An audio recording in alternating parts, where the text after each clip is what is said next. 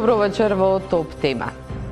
Епидемиолошката слика во Македонија е лоша. Бројот на нови случаи на заразени од COVID-19 никако да падне под 100 веќе неколку дена. За денеска има 127 нови случаи. За само 2 недели починаа 150 луѓе. Здравствените власти ги презентираа своите анализи. Тие тврдат дека единствена причина е непочитување на заштитните мерки од страна на граѓаните. Но зошто Македонија е единствената земја на Балканот која има втор бран на пандемија со COVID-19? За сите овие прашања вечерва дебатираме со мојот гостин, доктор Никола Пановски. Добро вечер. Добро вечер. Добре дојдовте. Во текот на емисијата ќе ги вклучиме онлајн заменикот министер за здравство Арменд Арслани и доктор Игор Балевски, кардиолог кој работи на Универзитетската клиника во Марибор во Словенија. Доктор Пановски, сите ја видовме пресконференцијата што заврши пред околу 1 час на Комисијата за заразни болести, министерот Филипче. Но според вас, како ни се случи ова? Како ни се случи ние да имаме сега во моментот втор бран на заразени и толкави бројки на нови случаи?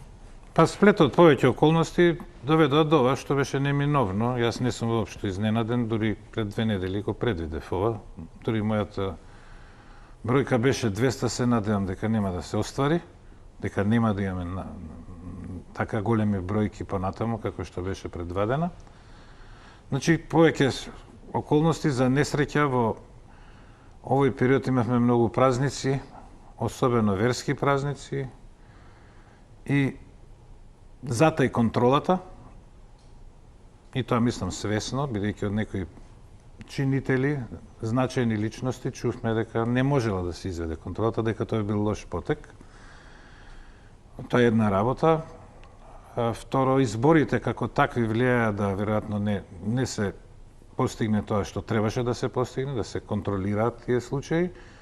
И болеста почна да се шири негде од 15 мај, евидентно, без разлика што денеска чувме дека на дента кога држеле пресконференција 29 мај, мисли че не биле 25 мај на 26 16 мај. биле, меѓутоа претходно беа 30, 40, следните денови 50 и така натаму, односно тој беше период кога имаше меѓу 30 и 40 случаи, што не беше многу поразлично од првата половина на април, кога беше после тој првиот пик. Значи, се виде евидентно дека од 1 мај натака бројот расте и се знаеше каде расте и каде ќе продолжи да расте.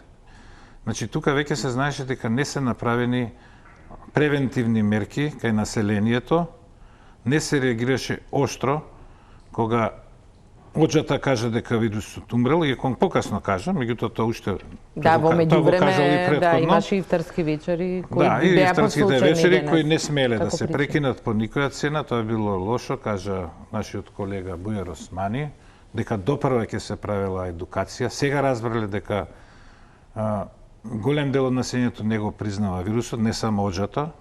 Тоа оџата која кажа требаше веднаш да се реагира од страна на таа партија и другите партии, и Арбен Таравари, и Бујар Османи, и села, да не ги заречам сите доктори што имаат углед кај населението, да кажат да не се игра населението со ова, дека болеста се шири. Требало и пред тоа кога виделе што се случува, меѓутоа очигледно им беше дадено на тие верски празници, обичаи, предност пред здравјето. Другата, православната, исто така дел од свештениците реагира како што реагира. Таа литија веројатно никој не се зарази, бидејќи беше на отворено, меѓутоа даде подстрек на другите да реагираат.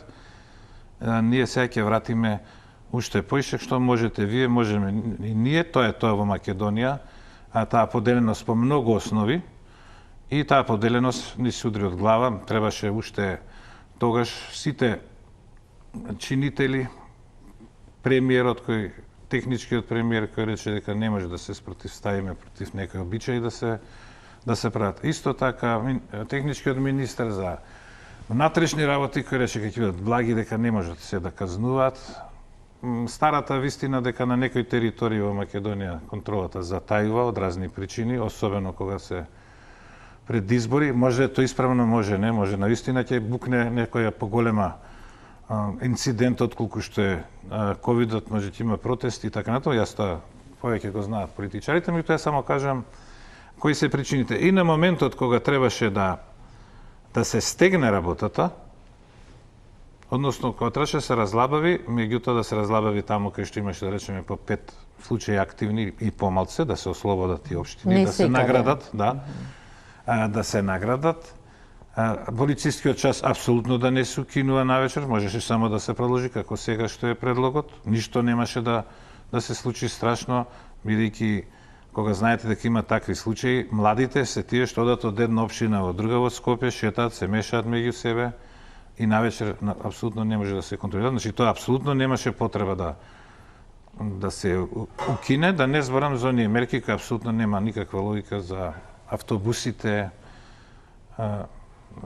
бесплатни за пензионери, кога се гледаше дека бројот ќе расте. Значи тие луѓе во комисијата епидемиолозите се постручни, таму има и статистичари, имаат модели, повеќе знае од мене дека бројот ќе расте, меѓутоа сепак излегоа на прес на тој 25 мај, кажаат дека се е под контрола и како да има некоја наредба, некоја ургенција така да постапат, што мене како доктор ми пречи, тој требаше да останат на своето до крај, на науката и да не попуштаат под никакви околности, бидејќи сега се работи за една пандемија која навистина само науката може да реши. Значи, просто да кажам, науката беше на некој начин потисната. Доволно е да ја потиснете неколку дена, една недела, две, да затаи и од разни причини да не се истакне пред политиката и да се случи ова што се случи. Резултатот е ова. Кокетирање со гласачите и така натаму. Да.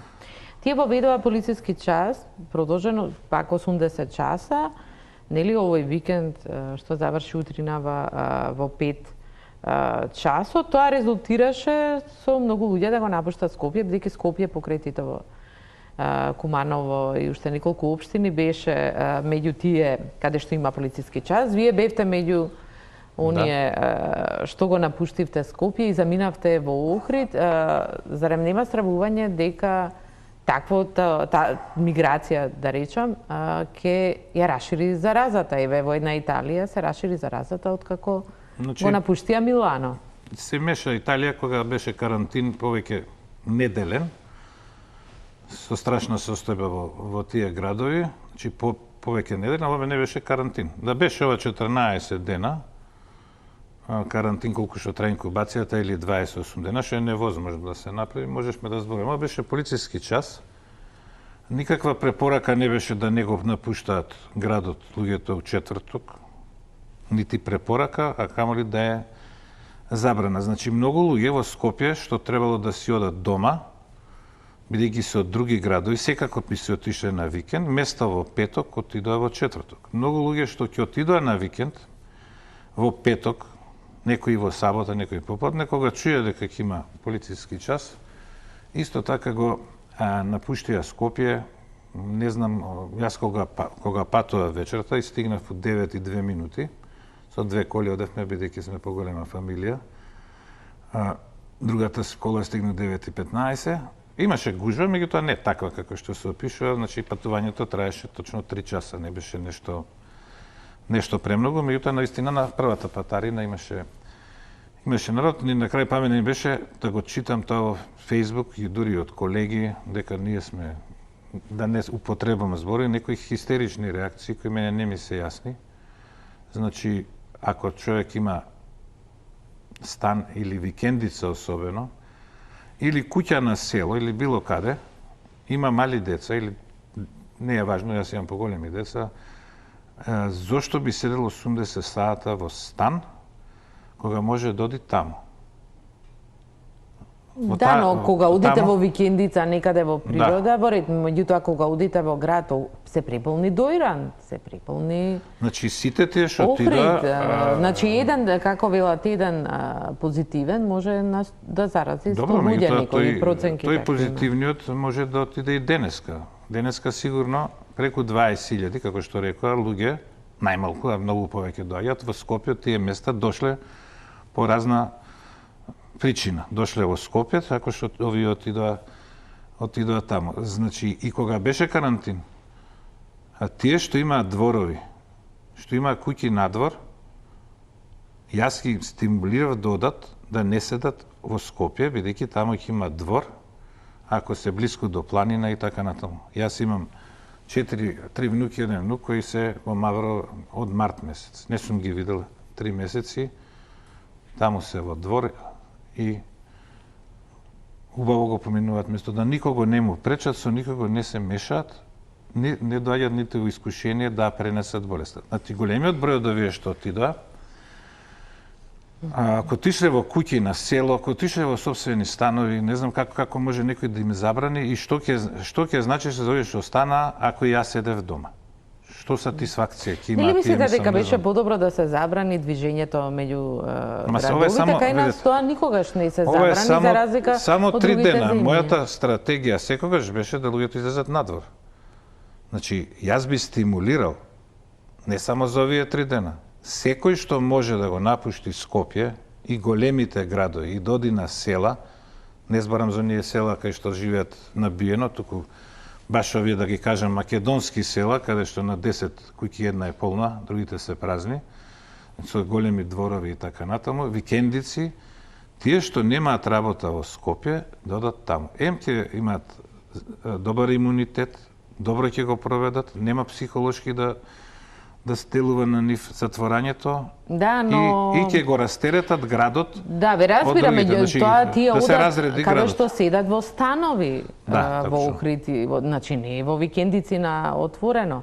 Одат, во становите во Охрид, например... Кога веќе одат надвор, се собираат поголеми семејства, друштва, тоа е проблемот на собирањето. Дали се собираат или не, имавме пример овде, како се собираат 2 недели, и видовме што се случи. Дали овие се собирале што отидоа или не, тоа треба некој да каже дека се собирале. До сега не чувме дека се собирале таму, а чувме дека овде се собирале во време на полициски час. Значи, ако викаме за ифтарски вечери, тие се вечер.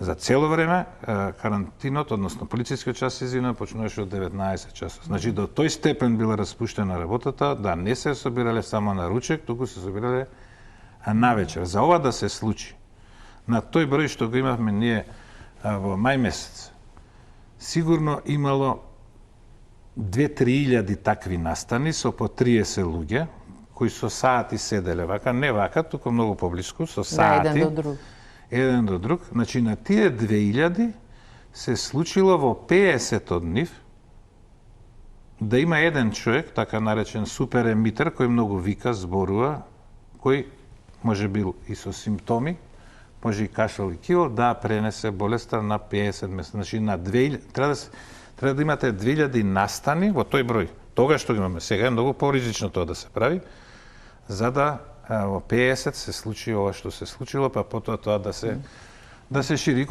Мислам, беше едноставно, жариштата се знаат, требаше се затвора. Значи, кој имате пожар, се локализирате пожар, не му ставате дрва. Со разлабувањето на мерките, тоа е како на пожарот, ние да му пуштаме ветер или да го разгоруваме. Тоа беше разлабување во тој момент кога секој не мора да е ни епидемиолог, не мора ни да е доктор, ќе разбере дека болеста ќе се прошири и ова апсолутно не е ништо изненадувачко што се случи. Го имаме на Скајп заменикот министер за здравство Арбен Арслани. Добро вечер. Добро вечер. Денеска беше кажано на пресконференцијата, доктор Караджовски беше дециден дека овој зголемен број на заболени и заразени од COVID-19 се должи на ифтарските вечери и олабувањето на мерките пред Рамазан Бајрам. Дали се согласувате, дали затоа имаме толку големи бројки и во скопските општини, Тетово, Гостивар? Сега повеќе би рекол дека целта на зголемувањето е непочитување на мерките од граѓаните, иако што сепак би се надоврзал на тоа дека ефект од полицискиот час имаме, бидејќи најголем дел и мнозина од граѓаните се одговорни и дисциплинирани и ги почитуваат мерките. Но има помал дел кој што не ги почитуваат и токму резултат и заедничко за сите нив е непочитување на мерките. Еве, случај имаме сега и викендот имавме прилики да видиме и слики на социјалните мрежи каде што не се почитуваат мерките, затоа и би ја користал ова прилика да упатувам дека вирусот не бира и не препознава возраст, ниту етничка, ниту верска припадност. Правилата се прецизни, сите треба да ги почитуваме, никој не е имун.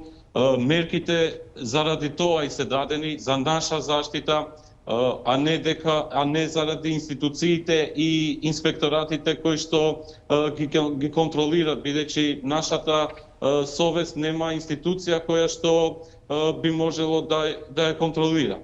Сега, како што знаете, во моментот со најголем број заразени имаме во општина Чаир околу 168 активни случаи, па после имаме општина Центар, па Бутел, Газибаба, Аеродром и така натаму. Но според бројките статистички, така што информациите кои што секојдневно се следат и идат на комисија, врз тоа и се носат одлуки кои што понатаму се филтрират во кризниот штаб и во владина седница. Да напоменам дека и денеска имаше една плодна дискусија во комисијата за полицискиот час во 5 региони. И тоа исто така треба да се разгледува понатаму во седница на владата. Друго што би рекол, лично јас со внимание го следам и почитуваниот професор кој што вие во студија и можам да информирам дека предлозите кои имаме прилика да ги слушнеме од негова страна, но и од страна на експертите, истите се дискутирати во Комисијата за заразни болести и согласно според проценките се земати наредни чекори. Да, но она што го предложивте е повторно да остане полицискиот час од 22 часот. Владата не ја прифати ова одлука, односно ја одложи расправата повторно да разгледува утре. Што е дилемата кај владата ако велите дека полицискиот час дава ефекти? Сега тоа столбот е Комисијата за заразни болести. За мене тоа би било стручно и според таа дискусија што денеска се одви во комисијата, тоа беше и предлогот од стручните лица и експертите. Сепак тоа, како што реков, се филтрира еднаш во кризниот штаб, па потоа во владина седница. И што ќе се дискутира понатаму и каков предлог ќе се дава, тоа се чека утре. Господин Арслани, што ќе се постигне со полициски час од 22 часот до 5 часот наутро, кога во 22 часот се е затворено, практично никој нема каде да оди. Што ќе се постигне, што ќе се спречи? Сега, во овие состаноци од Комисијата за заразни болести, бидејќи ова е еден интерсекторски пристап на контролирање на ова кризна состојба, сме имале присутни и одговорни и лица и директори, па и експерти, епидемиолози од центрите за јавно здравје, но исто така и представници од МВР, од полиција, така што имаме информации кои што ни доаѓаат од терен и најлокално. Според проценките, статистички, според бројките, комисијата донесе заклучок дека токму во овие општини каде што имаме групирање во подоцнешните часови и според статистичките бројки кои што ги имаме, се носеше тој заклучок дека полицискиот час во овие 5 ризични региони треба уште да биде во сила. Но зошто не се преземаат некои други мерки? Гледаме дека во овие општини кои се ризични, вие велите ги знаете кластерите, ги следите, тоа е доволно? Нели може да се вратат некои други мерки? Вие донесоа одлука, еве владата ги носи, кој што велите, не комисијата, беа отворени кладилници, беа отворени кафеани, кафулиња, чајджилници. Нели може да, ако велиме враќање на мерките, тоа се да се затвори за да се ограничи движењето. Потоа комуникацијата меѓу општините, како што слушнавме денеска, придонела во сите општини да се скопски општини да се расшири вирусот. Сега во однос на одлукиве за мерките понатамошни, тоа, како што реков, е врз основа на статистиките и бројките, но и од тоа што ни реферират секојдневно на дневна основа од најлокалните подрачја. Сега, според информациите кои што ги добиваме на терен, значи се дискутира за кои мерки би се преземале за да се спречи ширењето на вирусот. И во овој аспект можам да кажам дека стручно и професионално се земат тие мерки кои што се неопходни, но сепак би се навратил дека мерките општо се да се почитува дистанца, хигиена, маски носење и така натаму, што значи дека целата работа е во свеста на граѓаните, бидејќи и институционално не можеме да влиеме во совеста и да ја контролираме истата. Но како институционално имате други алатки да реагирате. И за крај, вие сте надлежен, практично ја следите состојбата во неколку градови на западот од државата. Се бележи пораст на заболени во Тетово и околината, во Гостивар, каде што немаше одамна. Имаме случај повторно во Дебар. И на што се должи најголемата смртност во проценти во Струшко? Сега, не само во градовите што ги спомнавте, претходно спомнав и Скопје, исто така и Штип, за Гостивар, каде што денеска немаме ново заболен таму. Пред малку контактирав и со директорот на Центарот на јавно здравје. Имаме околу 50 инфицирани, 5 пациенти хоспитализирани.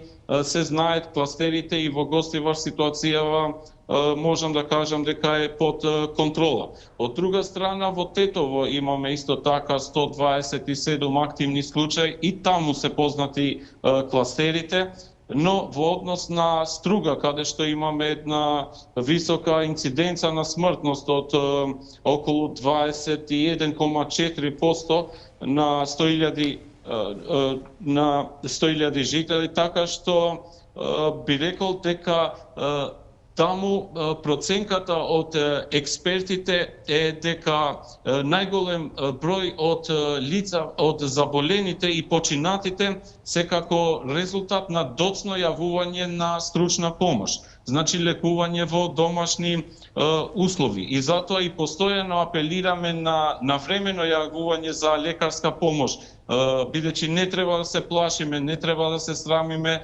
Веднаш по првите симптоми неопходно е да се побара лекарска помош, бидејќи само така и со давање исто така и на точни информации, бидејќи само така ќе им помагаме и на здравствените работници, и на системот, па и на самите себе и на нашите сакања.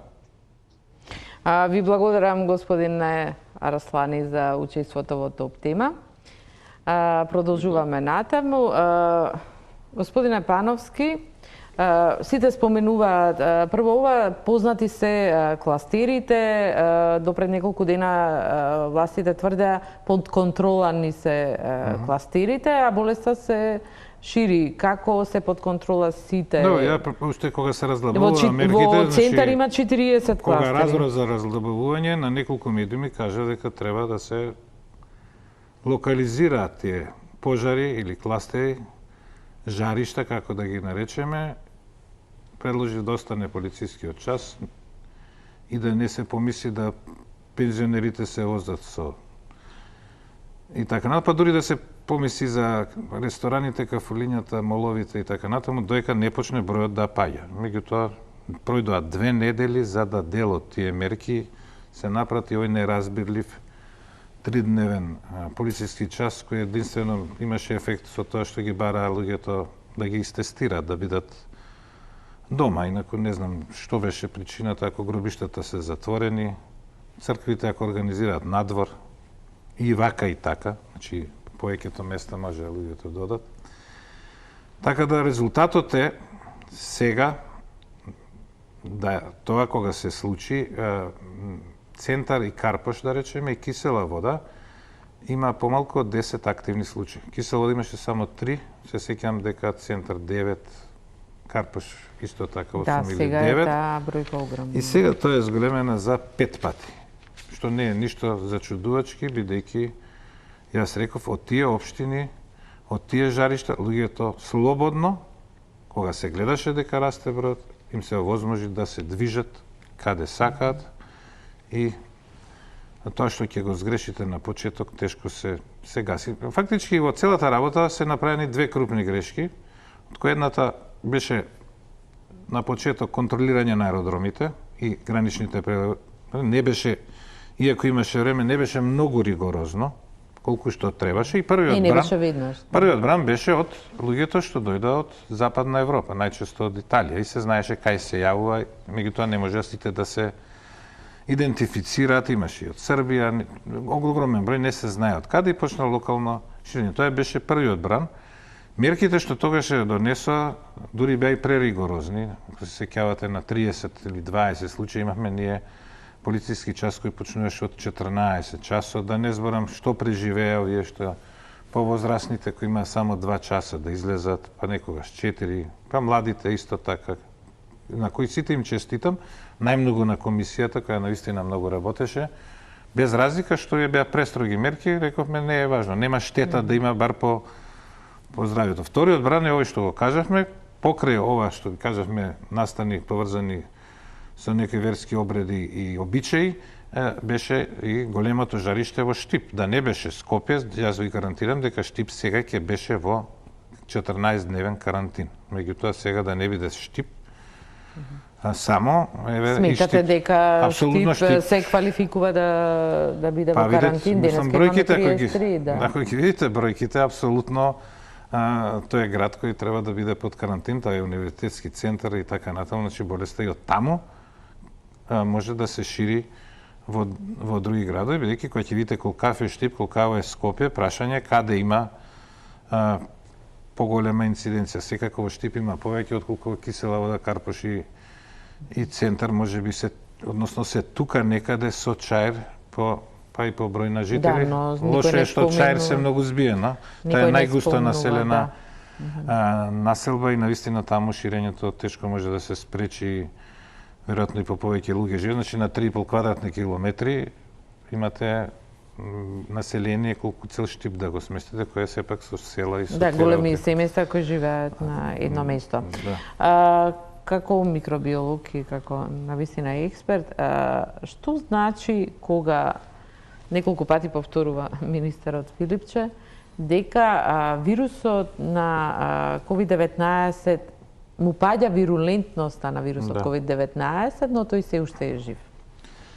Значи, целата надеж, секој се надеваме дека ќе го снема, кај нас не го снема, инаку ова само да се надоврзам, да се направеше тоа тогаш и да не се направеше овој пропуст, ќе бевме како Албанија. За жал не можеме да бидеме никако Албанија, никако Косово. Да не се споредам со европските членките на Европска унија, Не, Бугарија. во и така моментот натаму. дефинитивно е најлоша Значи, ситуација. ќе бевме, ако не се случеше овој втор бран, ова што со овие во врска со изборите и така натаму, попуштање на контрола и недисциплиниран народот, веројатно и во другиве земји е сличен народ, случајно се поделени со граница, не се веројатно до тој степен различни, ќе се меѓутоа вратиме, ќе бевме слични на Србија. Значи да се вратам, Што има значи два дека? поима кај микроорганизмите, патогеност и вируленција. Патогеност е генетска способност на некој микроорганизам да предизвика болест. Кој ќе кажеме кај некој непатоген, но во ниеден случај не може да предизвика болест, како што се нашите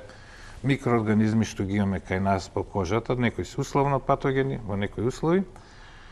А вируленција е фенотипска, значи прво микроорганизмот треба да е патоген, несомнено ово е патоген, има во себе гени, материјал кој може да предизвика болест.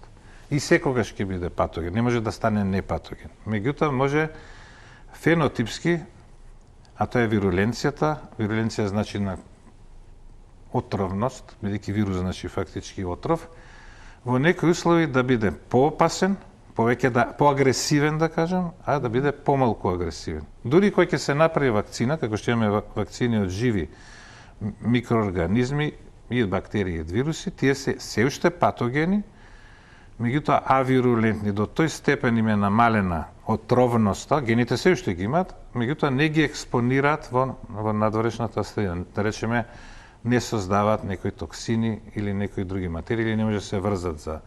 И нив ги викаме авирулентни. Намалена вирулентност значи дека вирусот, кога ќе го нападне човекот, предизвикува помалку симптоми или не предизвикува никаква болест. Друг поим е трансмисивност или контагиозност. Очигледно кој е вирус, контагиозност тоа е способност на вирусот да се пренесува. Да, тој не може. Имаме многу микроорганизми кои се контагиозни и тоа не предизвикуваат болести, не ни пречи што ги пренесуваме еден на друг. Со тоа се објаснува зашто сите овие нови случаи немаат симптоми, се асимптоматски. Поголем број се асимптоматски.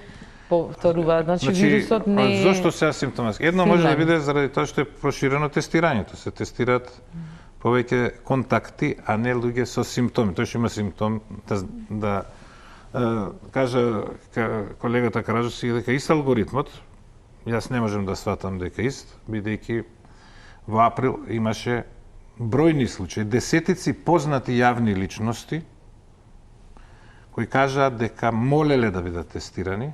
Сега имам еден случај, меѓутоа другите беа болни со симптоми, со температура. Дали сте биле во странство? Не. Дали сте биле во контакт со некој 30 минути или не знам близо контакт, кој бил за? Не. Испаѓате. Такви имаше стотици. Може причината што тогаш имаме помал број е што поселективно се тестираш. Се гледам дека тестираат. Да, имавме скенирања во градинки, во... Да, и сега баш кои ги тестираат сите контакти. Нормално е повеќе тие што биле во семејството дека ќе дадат позитивни. И сега нема веќе доаѓање од странство. Да, тоа е една причина за асимптоматските. Меѓутоа, хоспитализацијата и тешко болните не може со тоа да ги објасниме, а очигледно дека на овој број, може би 1000 во овие 14 дена, ако не сигурно на 800-900 случаи, требаше и 20% од нив, како што е вообичаено, да бидат тешко болни, требаше 180 луѓе се уште да бидат во болници примени на лекување, меѓутоа таков број немаме. Ова потекна од, мислам, Бесети се вика, директорот на болницата во Дженова, кој тврди дека тоа што го гледале во април, а се согласија и колегите од болниците во Милано, и тоа повеќето, никој не го демантираше.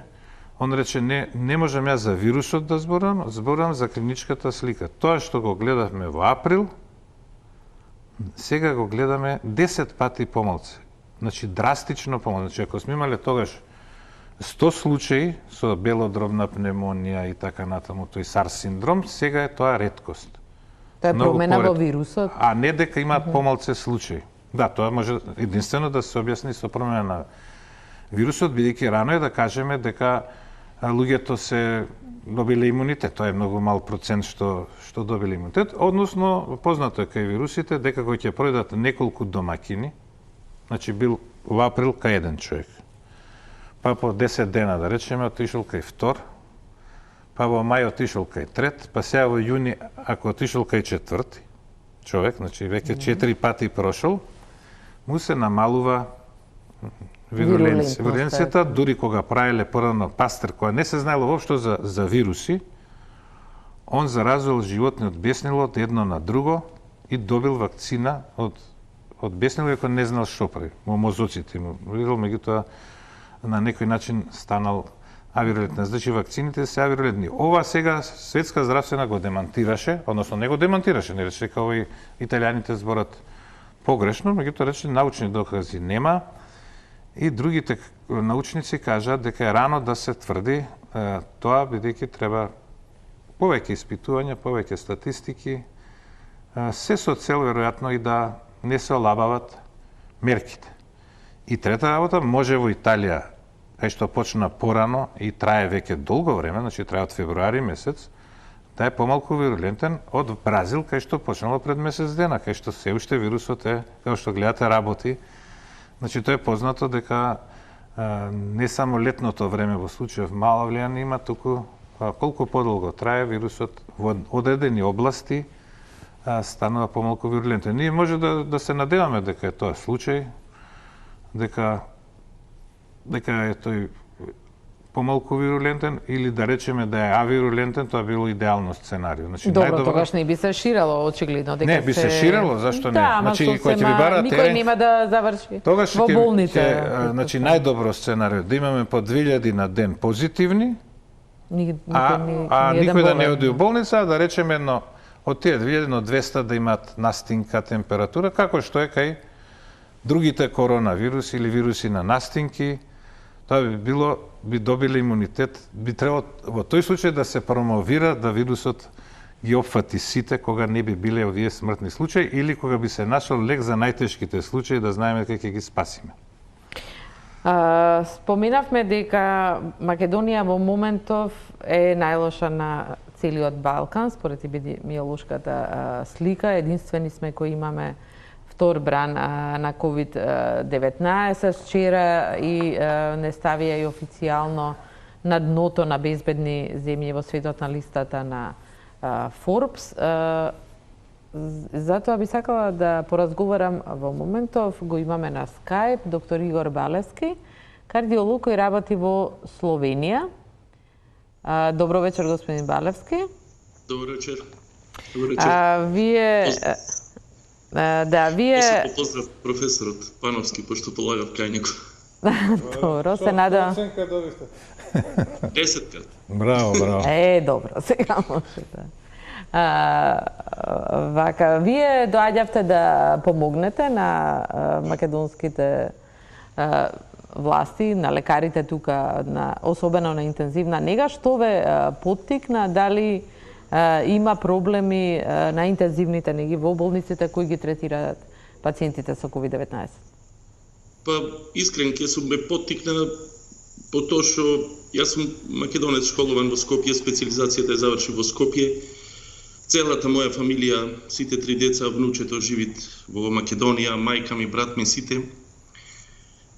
И желбата ми беше да помогнам, мислам дека сум едуциран кој интернист и плюс кардиолог и дека можам да помогнам во лекувањето на оваа болест, дека вирусот постои, дека лек досега не е откриен, дека е воглавном интернистична болест со акутно, воглавно зборувам за тешките случаи, тие 20%, дека со акутна респираторна инсуфициенција и мисля дека можам да помогнам тука.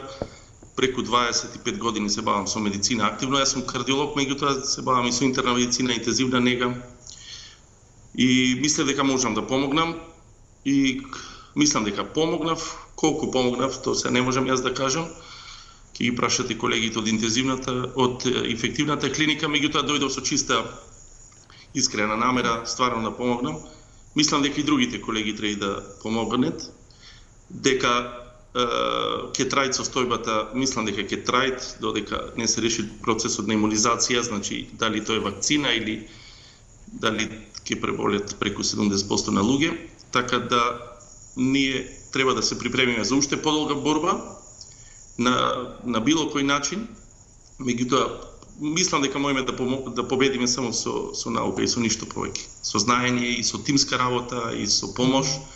Значи без политики, без Бидејќи зборуваме за интензивна нега, кај нас се расшири меѓу многуте лажни вести дека има некаква опасност од вклучување на пациентите на респиратор. Дури мислам дека во нашата емисија некои од лекарите кажат дека се интервенирало болни да не бидат вклучени на респиратор. Можете ли накуса да ни објасните зошто е тоа така или не? Интензивното лекување во сите држави е воглавно со лоша прогноза. Значи самото тоа кога пациент се стави на респиратор, преживувањето е критично. Интензивното лекување е исто проблематично бидејќи е збир на повеќе компоненти. Значи зборувам од болничарот што е до пациентот, до чистачката што ќе исчисти собата, до сестрата што ќе му направи нега, до докторот што ќе го води респираторот и до типот на други доктори што работат околу тој пациент, до најситниците се важни. Не можам да ви кажам, една карика да не функционират, може фатално да заврши пациентот за неколку минути. Значи, и воглавно во држави каде што се развиени, каде што функционират здравствениот систем, интензивните лекувања се најважни и најтешки. Ме разбирате, затоа што и покрај све и во врвни институции, во врвни центри, преживувањето е лошо. Самото тоа што имате акутна респираторна инсуфициенција, пациентот е на интензивно лекување, на респиратор, просечно се 2 до 3 недели останува на респиратор, дури и подолго. Значи испод 2 недели скоро да немат. Така да е тоа системско треба да се решават и Македонија, нажалост, во последниве 30 години не успеавме здравствениот систем да го направиме кој што треба. Напротив, од кој јас студирав, све полошо и полошо е колку што гледам.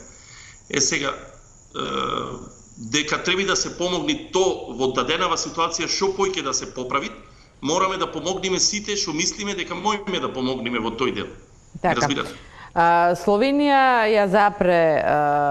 го запре ширењето на болеста, има по еден случај или воопшто нема.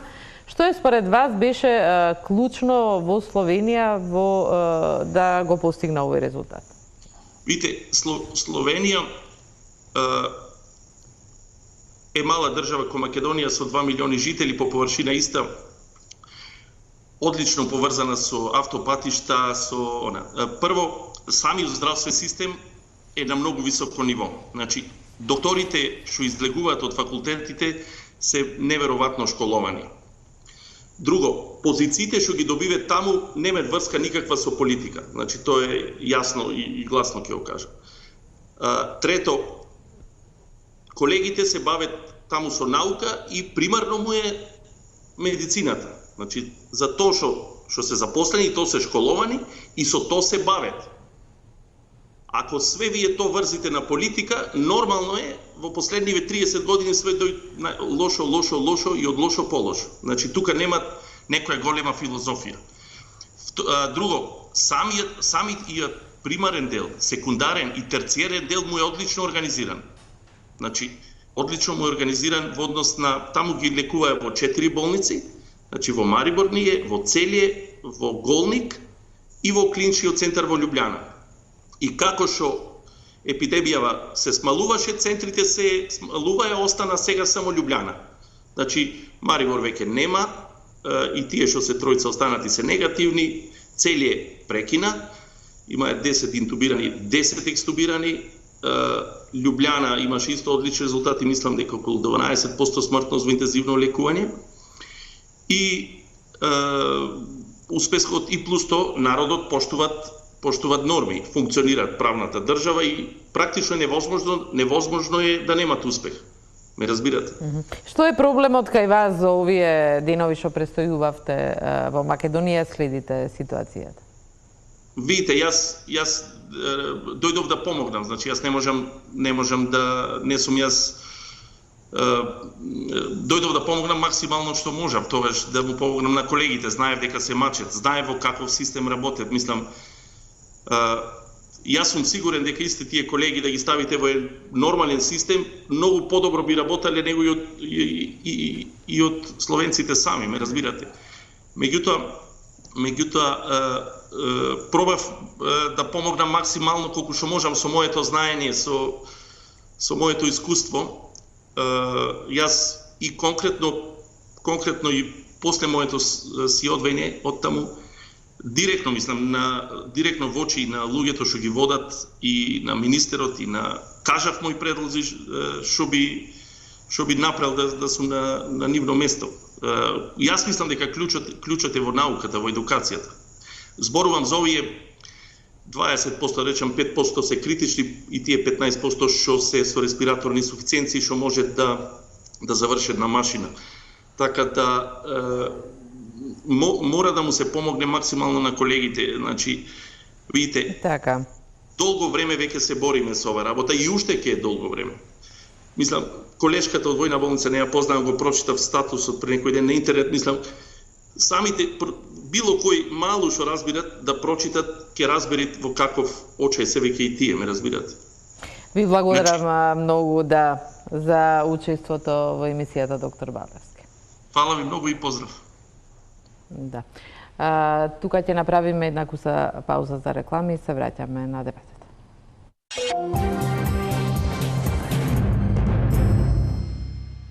Гледате Топ тема, разговарам со доктор Никола Пановски. Докторе, беше споменато дека во Чаир, Газибаба, зголемениот број на заболени и заразени се должи на ифтарските вици, олабавувањето на мерките, на што се должи во другите скопски општини? Значи, да не се има должи на толку олабавањето на мерките, туку кога беа најстрогите мерки, они си правиле вечери. И кога се Не виде почитувањето, и кога се виде дека расте број, дека траја мерките, пред 25 мај се олабавија мерките. Дури и во тие места кај што требаше да се блокираат. Иако знаеле дека требаше тоа се се блокираат случува. тие места и така на мене ми е жал што пред 2 месец денак, бидејќи често ме викаат во телевизија, се веројатно не сум досаден многу, а тешко ми е да одбијам бидејќи некој ќе се наљути вам се. Кога реков, еве о нешто да сме исти со Словенија, тогаш имаме, он има 100 и нешто случаи, ние имаме 70. И знаев дека ќе стигнеме, не ме очекував дека ќе стигнеме за 50 и не знам уште за колку ќе престигнеме, инаку по број на случаи Словенија не е прва во регионот, Хрватска е подобра, Бугарија е подобра.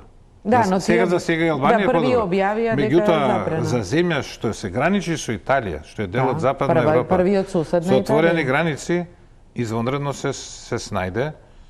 Да не зборам за Хрватска која има традиција во јавното здравство со Андрија Штампар и со тие школи на јавно здравје и благодарение на Андрија Штампар и ние можевме да се справиме слично како Словенија. Сега за ова за интензивна нега тоа е друг разговор. Не би се мешал таму. Другото го зборуваме како како се број на снајде. случаи, да.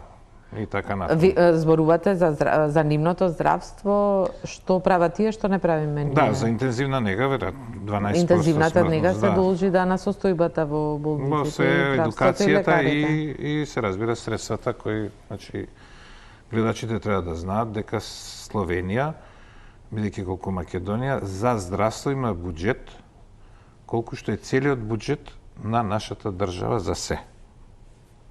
Да, тоа кажува многу. Значи, има околу преку 3 милиарди евра, скоро 4, само за здравство.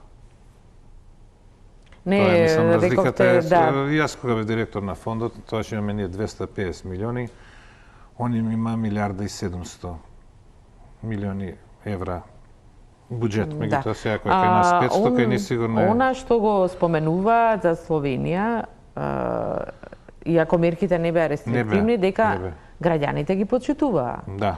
Дали кај нас овие рестриктивни мерки почнува да се создава некој револт или непочитување? Зошто не се плашат од вирусот? Тој не стигнува. Како и тоа го последната објаснувате? анкета што гледавме вчера, дека 10% Да, на МЦМС не веруваат дека постои. Се уште не веруваат, навистина. Видите, како земја ние сме познати во светот. Не е чудо и што толку се обложуваат, луѓето веруваат во некои различни сили, кај што многу веруваат надри лекари. Значи не веруваат во регионов. Значи доаѓаат од други места, ја се сеќавам еднаш дојде еден од Хрватска, стоеше вака и 3000 жени со цвеќиња го гледа. 3000 жени се собра да го гледаат, а он така што стоел ќе правил нешто. Тие 3000 што немале срам да излезат, рачунете дека се 30.000.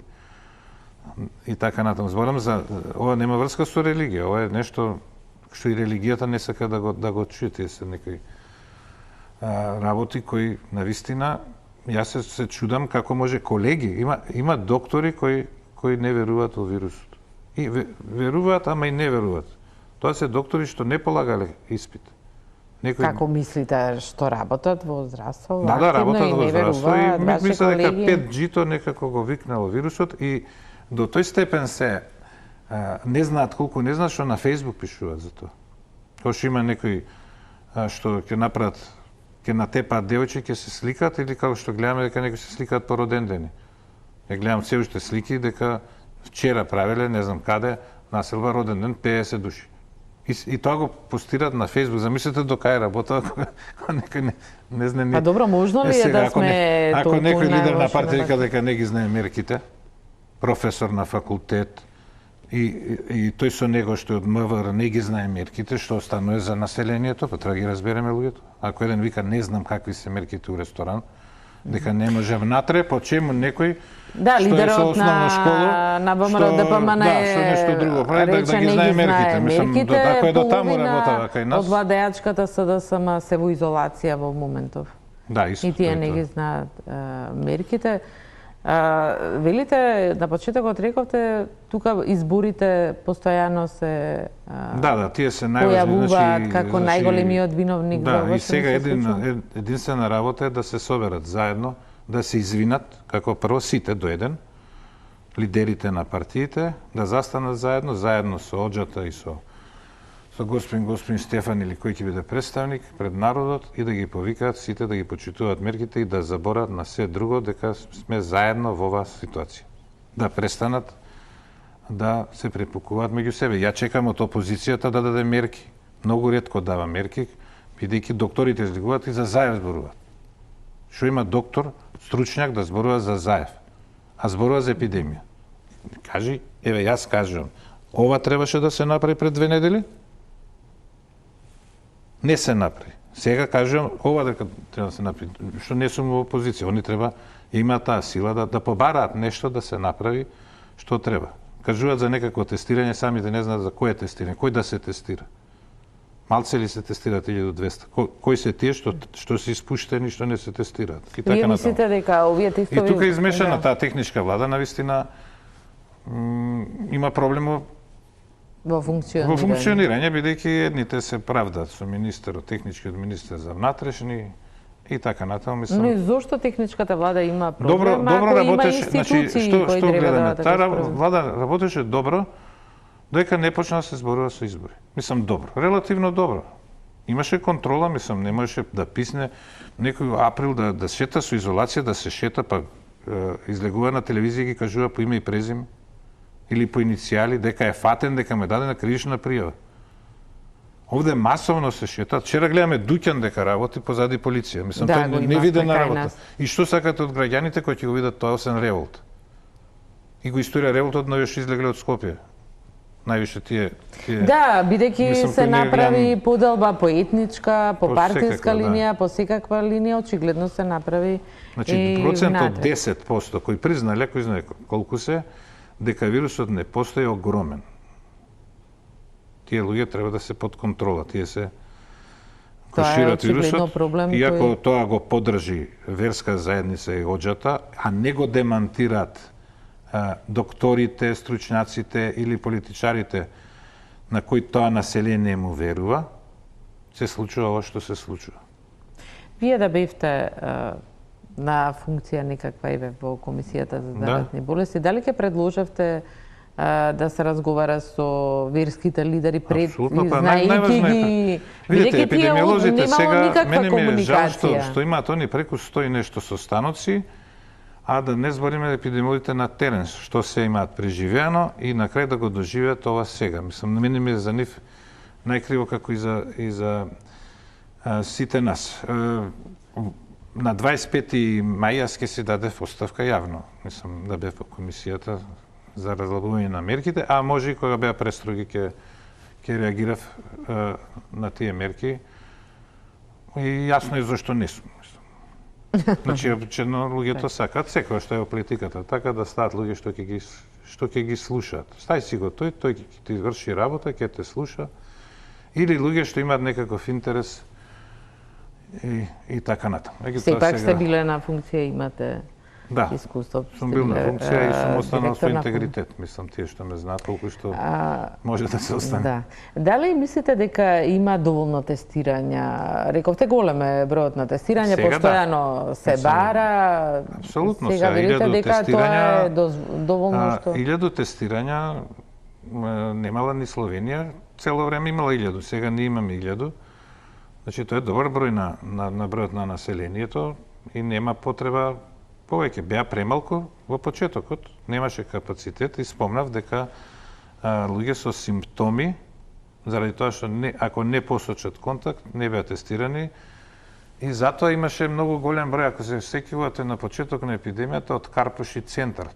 Тука се поимукни граѓани, посвесни и тие се тестираа во приватните се уште се тестираат, и уште се тестираат и овој број не е реален, се уште дека државата не даде тестирање да е бесплатно за сите, по алгоритам, не алгоритам, ќе имаме вакви нереални бројки, бидејќи негде кај што има посиромашно, помалку свесно население, немаат средства, тие ни на крај памет не им е да тестираат. А каде се тестовите Од кај знаеме во Струга колку луѓе имало бесплатни се тестовите што ги прават преку центрите за јавно здравје, тие се бесплатни.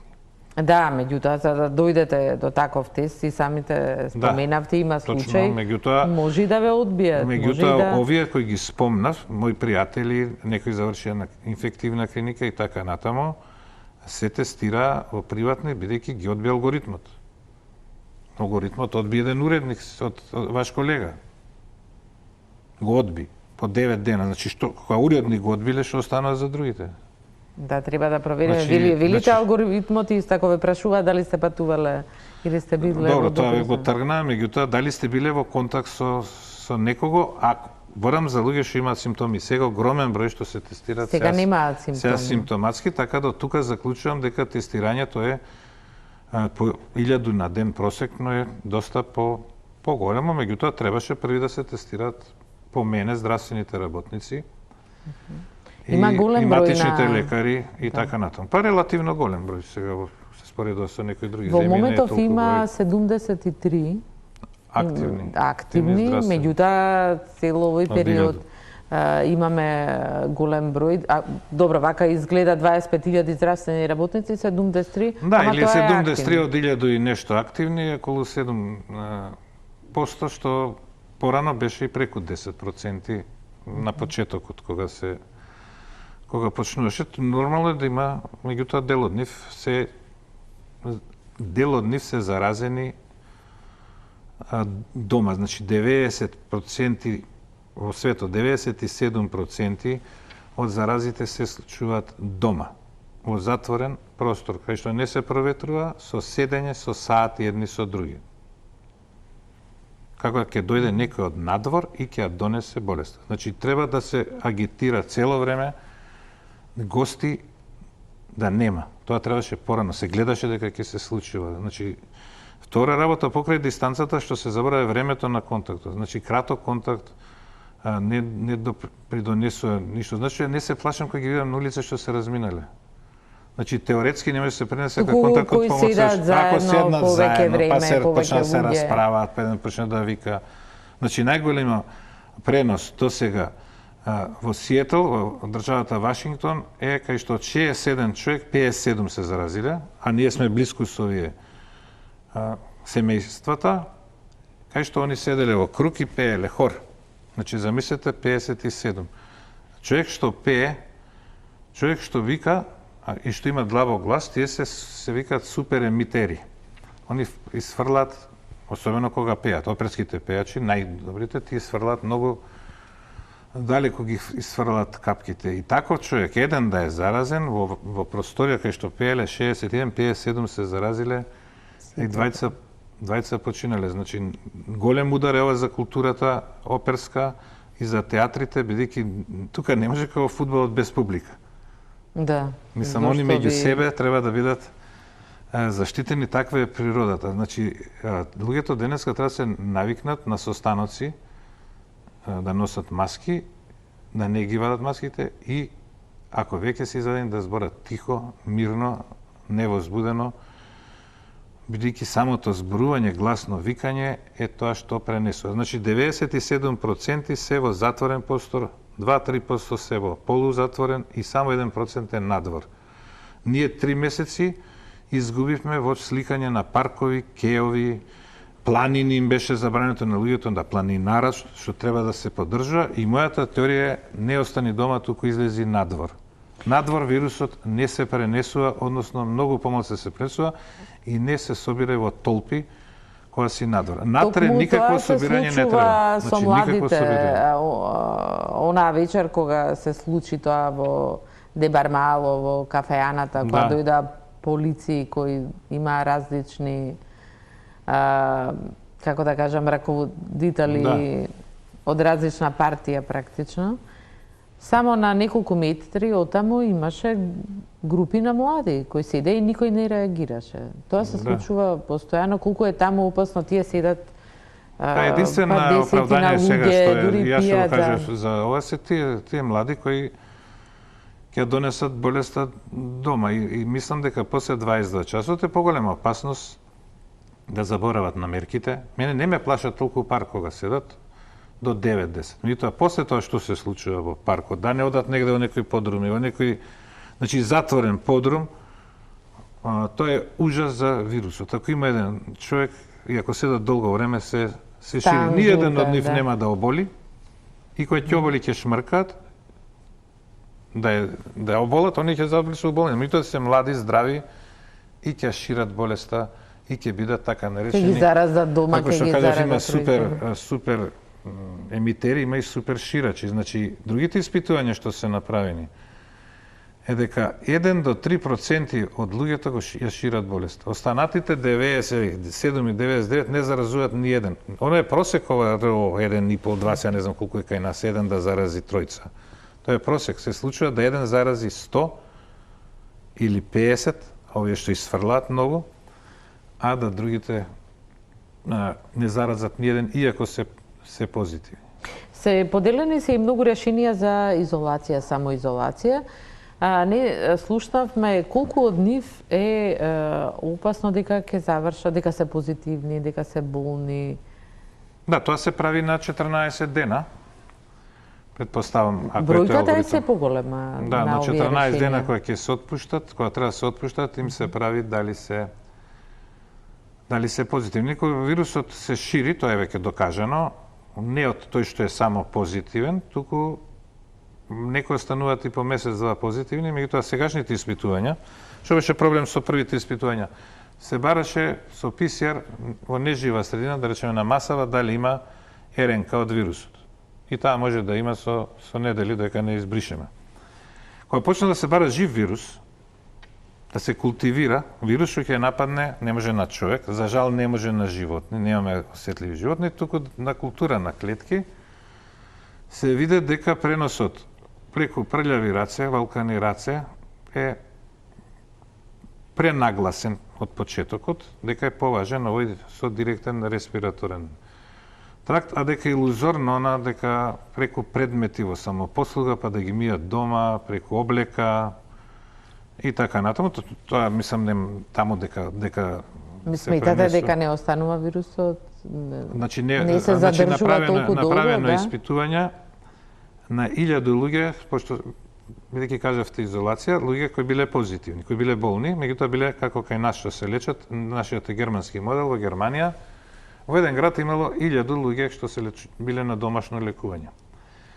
Дошле вирусолозите и во станот кај што тој седи, земале од секаде, од кваки, дури во тоалетот кај што најмногу може да има, бидејќи е затворен простор, од бироа, значи сегде кај што биле и не нашле нигде жив вирус.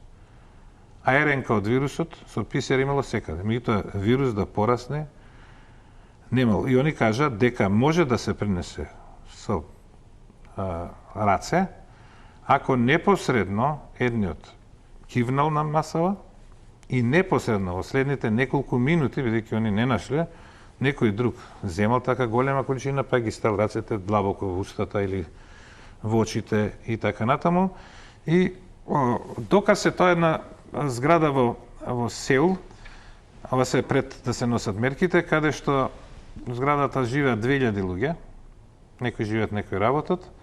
Епидемијата се случила само на еден спрат, заболеле 97, 94 биле на спратот 11, иако сите користеле заеднички лифтови, стискале на исти копчиња и само тројца се заболеле, а да не се на 11 спрат. На истиот 11 спрат, на едната половина заболеле 2/3, односно 89, а само 5-6 заболеле од другата страна, иако исто седеле вака, еден со друг. Меѓутоа, овие овде, тоа што кажав, работеле во нека банка како и викале, цело време збореле на телефон. Другите си работеле на компјутер. И таму само 5 заболеле. Значи тоа што кажав, не е само колку е дистанцата, туку што правите за време на дистанцата. Ако е дистанцата, ако е дистанцата 1 метар, а вие молчите со некој друг, особено ако не сте лице во лице, нема никаква опасност, многу е мала опасност да се пренесе. Ова носење на ракавици, ја 3 месеци прашувам зошто се носат ракавици, дали некој може да ми објасни, не сум добил одговор. Тоа го користат оние што викаат дека е ова некоја завера и така натаму, и ја гледам Охрид пак ги мијат улиците, дезинфицираат кеот, мислам што е илузорно. Зошто мисли? Зошто е илузорно? Зашто да го дезинфицираат кеот? Они може да го измијат. Меѓутоа викаат дојда овие. Да, се дезинфицира Јас бев, и меѓутоа не улиците. шетав, окей, кај за мене нека дезинфицираат Галичица, таму шетавме, тоа велосипеди, па таму нека дезинфицираат. Зошто дезинфицираат? Што се случило на кеот, што останало во толкава количина, еве да имало некој позитивен, Што може да е имал заразно? симптоми, кој кашлал, кој плюкал на оваквото и баш некој ќе земе од тоа, а тоа нема да достане на сонце ни една минута. И да се дезинфицира тоа, значи тоа е илузорно, нема никаква врска. Тоа почна уште у Кореја и мислам дека беше на некој начин дисциплинирање на народот. Гледате колку е страшна болест, ние у скафандери мират улици. Значи на улица не може да се добие Да, меѓутоа вирус, директните... ако не биде директен контакт, а не од земјата и така натаму. Ме праша еднаш на плажа може да се добие навечер. Ако се соберете... Ако се соберат некои двајца, особено непознати, таму се сретнале дење, па останале навечер.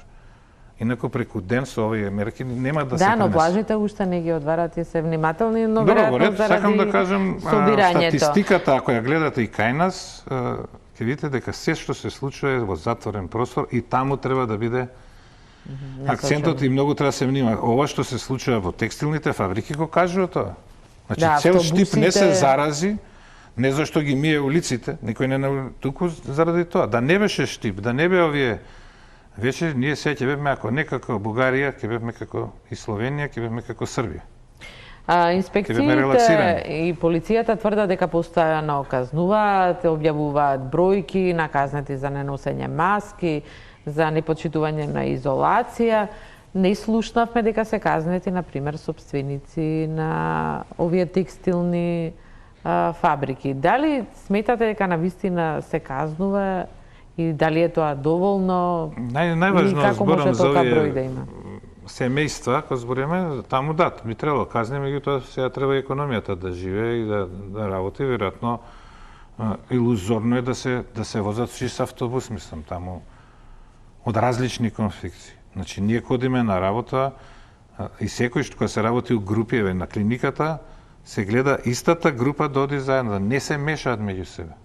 Да, истото го правиме. А не па да во влеземе во автобус телевизијата. да се мешаме, па после одиме во различни вакво фабрики и така натаму. А за овие случаи на семејствата требаше, сега е доцна, меѓутоа доцна у смисла се случи што се случи, сега исто тоа е најважно, нема друго. Локално действување, ако веќе нема сила државата да го спречи тоа ширење, а веќе и се прошири, е едукација на граѓаните со авторитетни личности. Значи секој, јас би одел во секој време ако негде некој ми верува, мене не му верува на министерот или не знам како, да држам предања, да зборам, да ги убедувам. И тоа го правам преку медиум. Меѓутоа, во некои средини кои сметате дека луѓе. има најмногу влијание и кои треба да... Еве спомнав неколку луѓе доктори, јас се разбира дека имаат веројатно верските водачи. Тие треба да се вклучат. Тие Имаат задача обратно да одигра прават. обратна улога во Па е овој случај. обратна улога за кого? За кого они помагаат? За кого помагаат да кажуваат дека се ова ние што збориме нема врска нивното. Па кој век сме? 21 век сме. Па не ли гледат Ватикан како се однесува? Не ли гледат како се однесува Во Ердоган Мека во беа за- Турција? Да.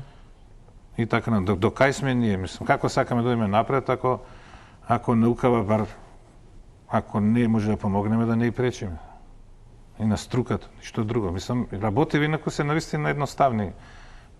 Миење на рација ќе оставам последно, најважно е да не се долго во контакт луѓето, да секогаш бидат по можност надвор да ги прават сите контакти, што може да ги направат надвор. И кога не може да држат дистанца, да носат маска и секогаш кој ќе влезат внатре, маската да не им служи за држење на брада, бидејќи тука апсолутно Да, не бара. тоа го се служи, но никој не опоменува, никој не Добро, читаме сега дека 100 пати кажнува кажеме, за јас маски. сум снимено и меѓутоа- неколку видеа и така натаму за луѓе што носат храна, кај овие што се во изолација. Значи не знам како гледам, уште и доктори доле ја носат маската. Под брадата. Ако бил во контакт со вирусот, и ако бил некаде со маската, се закачил вирусот тука, кој ќе ја ставиме доле маската. Со враќање може да пренесеме, конечно и внесеме Светска вирусот. здравствена кажа, меѓутоа маската или се става и се вади, се става во джеп. Ако е за една употреба се фрла. Не се носи под брада. Ја мислам дека 90% под брада ја носат. Да, тоа барем Маската и го носот и гледаме. така натаму, мислам. Нема, иако има други крајности, меѓутоа тие не ги осудам, тоа е како миењето на улици, нема штета и носење на ракајци, штета нема, што Може и носат да дезинфицира. носат маска, а возат велосипед или нема никој. Значи околу нив нема Да, на или 100 сам метри во никој. автомобил. Неблагодарно е да исто се така. прогнозира или да се предвидува, но можете ли за на крај да ни кажете и можете ли што може да се очекува, ќе продолжи ли ова Да голем се раст надеваме на дека ќе болни? нема повеќе смртни случаи како што почна еднаш се плачеме по 7. Дека навистина бројот на случаи дали заради поголемото тестирање и наоѓање на сите луѓе едно е објаснение, а да се надеваме дека објаснението друго е дека вирусот навистина ослабнал, дека ќе има помалце смртни случаи и дека ќе се освестат луѓето каде со казни, каде со едукација и дека уште еднаш ќе го преживееме ова што го живеевме без тие рестрикции што беа тогаш, такви какви што беа и ќе изгубиме уште 2 месеци од нашиот живот на некој начин. 2 месеци, мислам, под некаква репресија, значи нешто што требаше да се случи на 15 јуни, веројатно ќе се случи најрано се надевам дека на 1 јули ќе бидеме во ситуација како што бевме на 1 мај. Меѓутоа тоа е малце пооптимистички, реално негде на 15 јули. Тоа е, мислам, мојата да се надеваме на тоа за да го дочекаме спремни септември, децата треба да одат во училиште и така натаму. Ви благодарам, доктор Пановски, за учеството во вечерашната топ тема. Тука е крајот на емисијата. Останете на Телма, имајте убава вечер.